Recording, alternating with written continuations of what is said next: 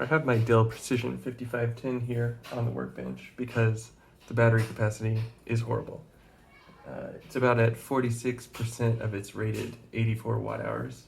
So it's time to change the battery, and so I'm going to take it apart, show you how to change the battery. And to do that, I just got this new iFixit toolkit. This is their 64-bit Mako kit. Just got it open. It's pretty nice. It's got a nice driver with a swiveling top. It feels like it has a bearing in it. And it's also got this flexible driver, tons of bits, including a SIM ejection pin and a magnet. So it's pretty cool. So we'll try it out. I also have from iFixit, the reason I made the order, I got the replacement battery. This I think is from an aftermarket battery manufacturer. It's not the same as the original Dell part. This was about $100. A new Dell part for this computer is probably like $200, depends on where you get it. It's a little hard to find them, and I wanted a more convenient ordering option. So I'm okay with an aftermarket battery as long as it's not completely unprotected. And in theory, this could have the same protection and capacity as the original battery. So I'm hoping iFixit's brand will, put their reputation on the line and make this a good battery. Comes packed in foam. It says to let it drain below 10%, then charge up to 100% in order to calibrate it. And they've shipped it in this electrostatic bag, but this tape was already broken. Hopefully this is a new part. I'm assuming it is. I don't know why the tape was already broken open, but we're gonna install it anyway, see what it looks like. So here's the part. This is an exact clone. You'll see the part that comes out of the computer.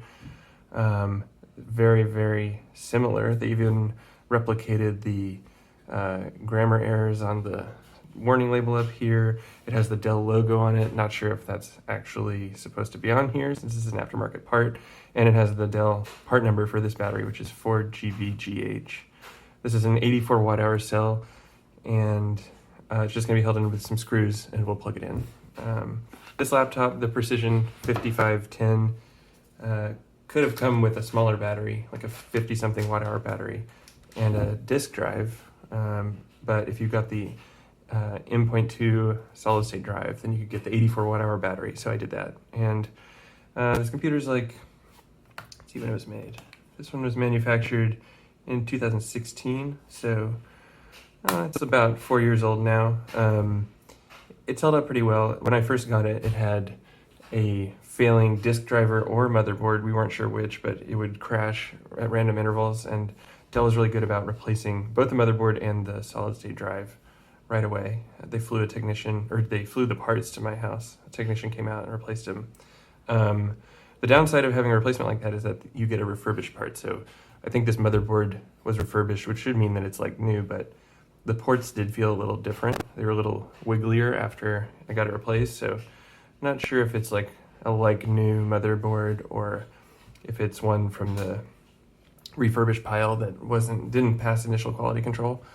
After that though, it ran fine. Linux runs pretty well on it. This is the developer edition, so you don't have to pay for a Windows license. And this is the enterprise brother of the XPS 15. And the only reason I ordered the Precision over the XPS 15 was because it allowed me to customize the storage and memory separately from the screen. I didn't want the touch panel, but I did want extra memory and a lot of storage. So anyway, that's enough talking. Let's get it open and we'll change the battery. It should be pretty quick. So there's screws all around the edge of the case, and then 2 screws under this service tag that conceals all the regulatory markings. So I'm gonna try out this new iFixit kit. We can use the Torx T5 to take off the outer screws. And we'll zoom through this part so you don't have to see tons of unscrewing, but these all super short machine screws with a little thread lock on them. Just don't lose them when you take them out, and they're all the same length and the same size, so you can put them back in any order. You don't have to worry about remembering which one's which. So I'll take these out, and then we'll resume the normal speed after that.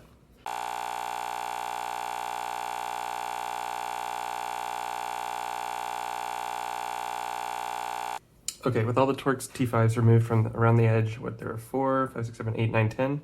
We can swap this out, the T5, for a J0 Phillips head. Let's see if I find one in here. Yep. Just a small Phillips screwdriver, like a jeweler's screwdriver would work for this. So just lift up this magnetic service tag. You'll find the 2 screws under here. Imagine these just add rigidity to the middle of the case. I'm not sure why they opted for Phillips under here versus Torx on the outer ones. Probably just these have smaller heads for aesthetic reasons, and they wanted to provide a lot of extra torque for the driver without stripping these out. These would be pretty small Phillips screws. And the Mako kit comes with this nice little lid that's magnetic. It can function as a parts tray, so it's pretty handy. Notice that the center screws are actually shoulder screws so they have a smooth shaft with threaded end, and so these are pretty fancy. Those have thread lock on them. I'm just gonna leave the thread lock on. I don't think it needs more. All right, so let's open it up. I've had this computer open before because, as I said before, it had a faulty motherboard, or I think it was just a faulty solid state drive. So I got to see the inside and clean it out, check it out. So the case just it's a tight fit. It's a little stuck on here, but you can just start at one corner and start peeling it off. There's no hidden clips or anything that you're gonna break. Okay, cool. So have the bottom of the case off. You'll see the inside of the computer. This computer has a dedicated graphics card, so 2 fans connected by heat pipe across the middle. The inside of the case back is, interesting. What is this adhesive? Let's see here. Where did that come from? So this is on top of the solid state drive, I presume. Just flopping around here. Interesting. So I'm going to tuck that back on. Okay, so it's pretty clean in here. You can see the bottom is machined aluminum. We got some little metal sponges that make contact with the USB ports to keep everything grounded to the chassis. This provides a huge ground plane. And it means that this is, there's an outer case in case of electrical faults. So this is a metal bodied computer. When you plug it in, you should charge it with a grounded charger, because something's wrong with the charger and it's not fully isolated. The computer could shock you because one of the ground connection of the computer is connected to the chassis. Not much else to show in here. Nice machining. It's cool to see the machining marks in here. This is a very thin part. It feels delicate, and so be careful when you have it off the computer. There's a little light pipe here for the charging light, but for the most part, all the plastic parts stay in the case. All right, I'm gonna set that aside. We can see the old cell here and compare it to the new cell. The new one has more prominent markings that in a larger font. So this one isn't actually an exact clone, but it's gonna fit in here nicely by the look of it. And you can see the rest of this layout. So there's 2 memory modules in the middle here. This is the solid state drive. If you get this computer with the smaller battery, then you can fit a disk drive in here. And then if you decide that you want to convert it and you want to put in a disk drive, downgrade the battery, you would need to have an adapter to connect to the SATA port. So I think this is the kind of laptop that you should order with an M.2 solid state drive, just because you get the extra battery capacity and keep the thin form factor. There's a little bit of dust in here that I'll clean up before closing up the case, but before I do that, we can just, let's do the battery swap. So there are some screws to take out. We have 1, 2, 3, 4, 5, 6, 7 screws. Let's see, 1, 2, 3, 4, 5, 6, 7. So we'll take all the screws out, and before we do that, we're going to disconnect the battery connector in case the screwdriver hits something in here. We don't want anything to be live. So I'm going to pull out the battery connector here, and the warning label on the battery helpfully says, please disconnect the battery and remove it before accessing the rest of the parts. You don't really have to remove it for your electrical safety, but it's helpful to get it out of the way if you're going to be poking around in the computer with a sharp tool, because this is a just a wrapped lithium pack. It's pretty fragile on the outside. Let's see if I can wiggle this connector out. So normally you should do this on an electrostatic discharge mat. I don't have one, and I'm not too worried about it. I'm just not going to roll around in my rolling chair. I'm not wearing any fluffy socks.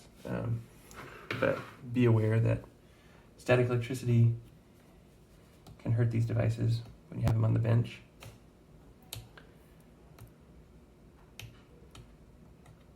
Let's see if I can get this out.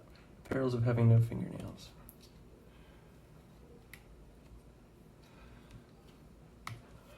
Can't quite grab this. Try to avoid pulling on the individual conductors if you can. Just pull on the connector body.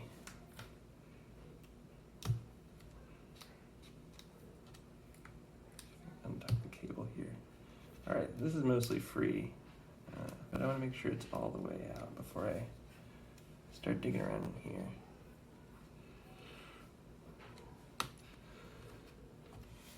Let's see if I can use a tool. Well, hate to put something metallic in here while it's still connected. Oh, and you'll notice down here, these are the two speakers for this computer, so beware.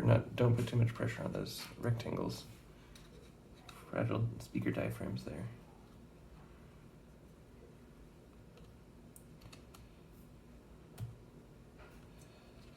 Why can't I get this out? Okay, great. So after much fumbling, the connector is loose. So now that the system is completely powered off, disconnected from the battery power, it's obviously not plugged in. So it's pretty safe to work in here, even with a metal screwdriver. I'm just going to use this Phillips screwdriver to take out all these battery screws. And if you're going to work on the computer for some other reason, like you want to swap out the storage or the memory, you should disconnect the power cable. You don't really have to remove the battery. If you want to replace the motherboard, you do have to remove the battery because it's physically blocking it. And the same goes for the keyboard, other sort of top side components of the bottom case.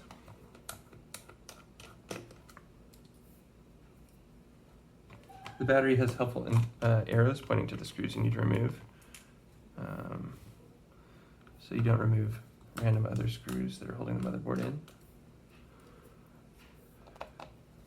These all look the same length. They're all the same size. Yeah, M2 by 4, so metric 2mm by 4mm long. Presumably. Just gonna drop those in the tray. So we don't have one over here. We've got 1, 2, 3, 4, 5, 6, 7, 8. All right, so now we should just be able to lift this battery out. Unlike some even slimmer laptops, this laptop doesn't have a battery that's glued in, so it's possible to replace it easily.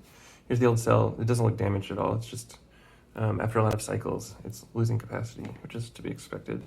It's nice to have a replaceable battery for that reason.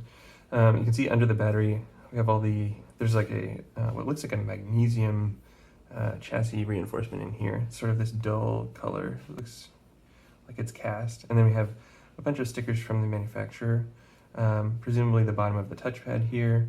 And then we have some, what looks like a keyboard controller.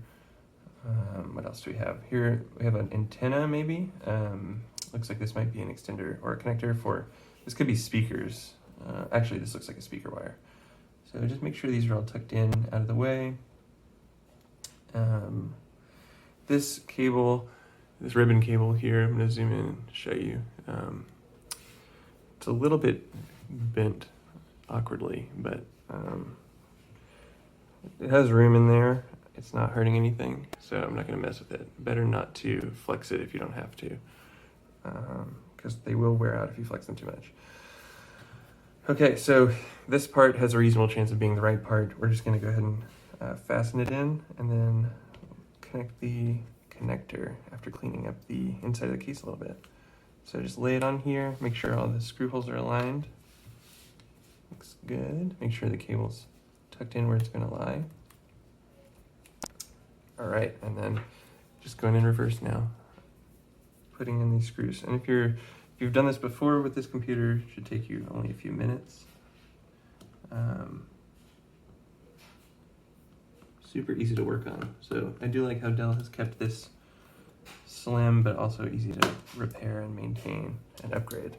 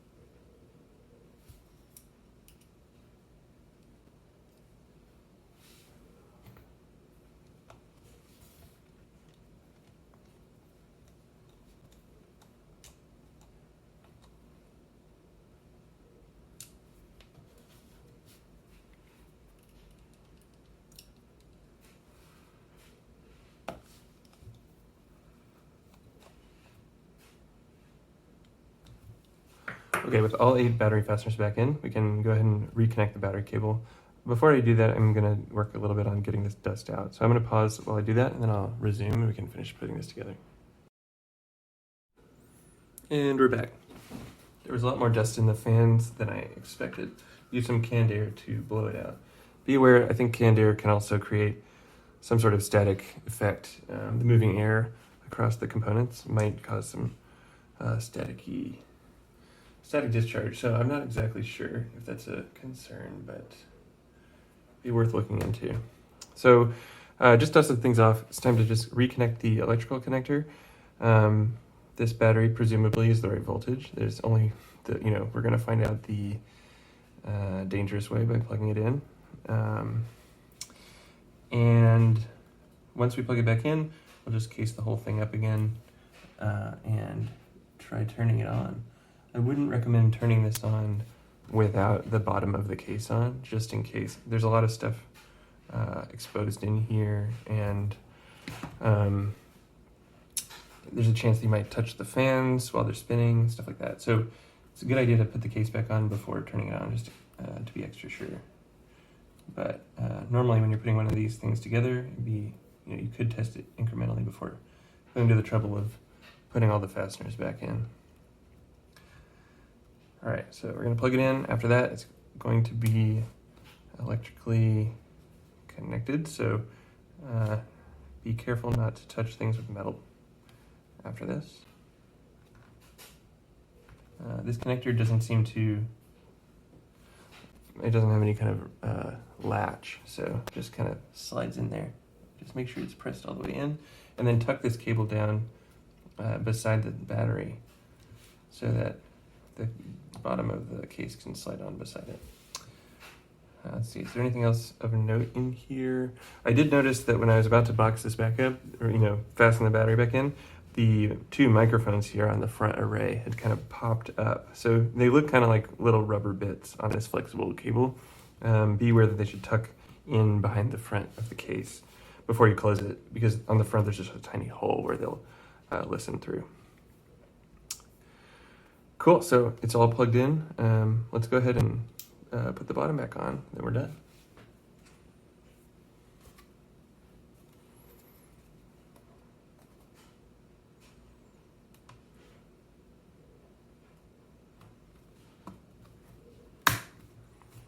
The bottom kind of snaps into place. Just check it around the edge to make sure it looks good. And be aware, of course, this is a piece of metal, so as you're aligning it, try not to fumble with it too much. One thing I noticed, it's kind of interesting, is that these 2 battery tabs don't have fasteners in them when you're putting the battery inside the case, because the 2 shoulder screws that we saw under this tag will end up going through these tabs.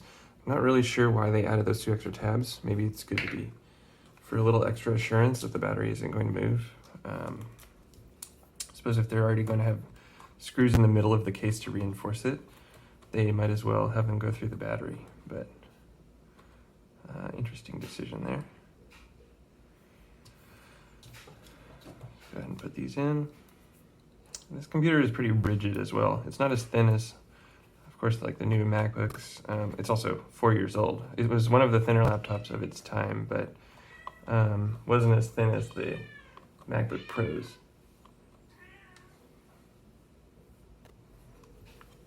All right, so done with the Phillips head. We can swap it out for the Torx T5. And fast motion again as we put in the 10 remaining fasteners.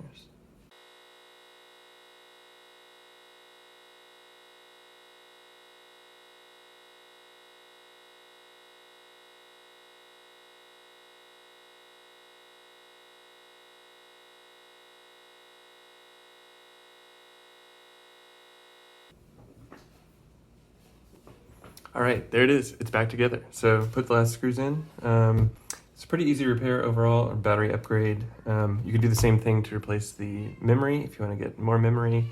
You can also replace the solid state drive. And let's see, what else? Anything else to note? My computer has tons of stickers on it. Let's go ahead and flip it over, turn it on, see if it powers up. That's good, the power light's turned on, it's a good sign. And like I said, the battery came with this battery calibration reminder saying you should drain the battery below 10%, then charge it up to 100% without interruption to calibrate it. I don't know what kind of validation circuitry the battery has in it. This seems like it didn't get stuck on any kind of BIOS validation, so from here I can unlock the disk and let it boot. Yeah, and I will say that I was using the iFixit Mako kit for this repair. Super smooth. I really like the this driver, and I also like the fact that these attachments, the bits, have really long, narrow drive shafts, so you can reach in to narrow spots with them. Yep, that's all I have for this video. Thanks for watching.